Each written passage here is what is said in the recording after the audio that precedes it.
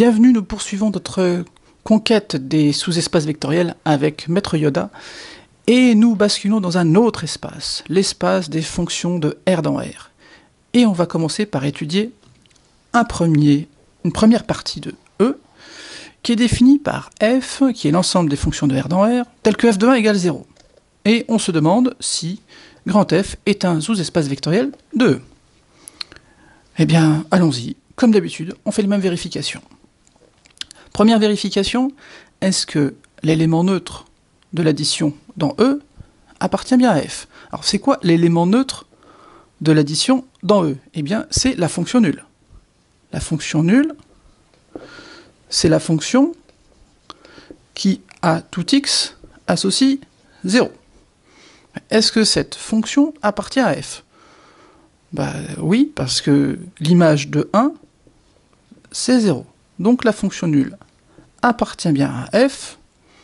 La première vérification est réalisée. Deuxième vérification. Je vais prendre deux fonctions, f et g, qui appartiennent toutes les deux à f. Je prends un scalaire lambda qui appartient à R, parce qu'on considère que notre ensemble E, c'est un R espace vectoriel.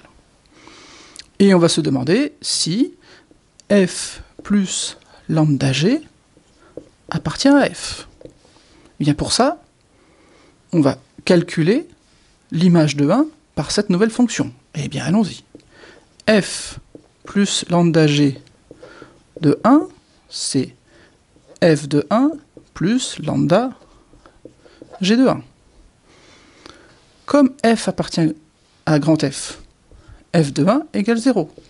Idem pour g. Donc on a 0 plus lambda multiplié par 0, ça fera toujours 0. Donc, f plus lambda g appartient bien à f. Conclusion. F, grand F, est un sous-espace vectoriel de E. Exemple suivant, nous prenons cette fois-ci un espace qui contient toujours des fonctions de R dans R, mais cette fois-ci tel que f de 0 est égal à 1. C'est un peu répétitif, mais on va faire les mêmes vérifications. On commence par la première. Est-ce que la fonction nulle appartient à grand F? Là, on est mal parti, parce que f de 0 vaut 1, et moi, il faudrait que f de 0 soit égal à 0, puisque je cherche à montrer que la fonction nulle appartient à grand F. Donc c'est raté. Conclusion. F n'est pas un sous-espace vectoriel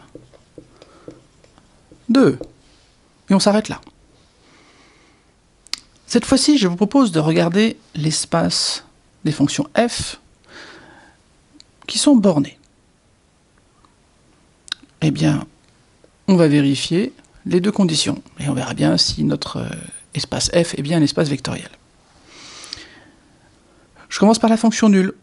Est-ce que la fonction nulle est bornée? Oui, on peut difficilement faire plus bornée que la fonction nulle. Donc, comme elle est bornée, elle appartient à f, pas de problème.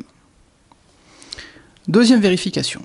Je prends deux fonctions, f et g, qui appartiennent à f2, donc qui sont bornées, et je prends un lambda qui appartient à R.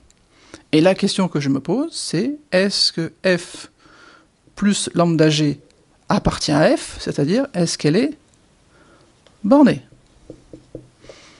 Bon, eh bien, il n'y a plus qu'à le vérifier. Ça va être assez rapide. Comme j'ai f qui appartient à grand F, donc ça veut dire qu'il existe un petit m appartenant à grand R, tel que quel que soit x appartenant à R, j'ai valeur absolue de f de x inférieure ou égale à petit m. Même chose pour g. Il existe un grand M appartenant à R, tel que quel que soit x appartenant à R, g de x est inférieur ou égal à grand M. Maintenant, je me demande si f plus lambda g est borné. Bon, alors on va prendre x qui appartient à R, et je vais chercher à borner cette fonction. Bon, alors j'ai valeur absolue de f de x plus lambda g de x. Et là, je vais utiliser l'inégalité triangulaire. C'est inférieur ou égal à valeur absolue de f de x, plus valeur absolue de lambda g de x. Je vais sortir le lambda, donc valeur absolue de lambda, multiplié par valeur absolue de g de x.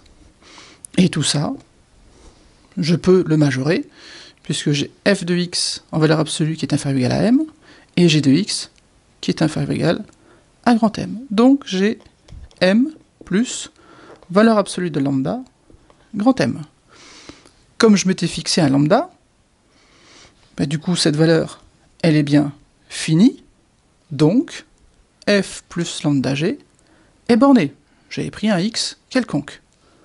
Conclusion, f plus lambda g appartient à f. La deuxième vérification réalisée, notre partie f est donc bien un sous-espace vectoriel de E.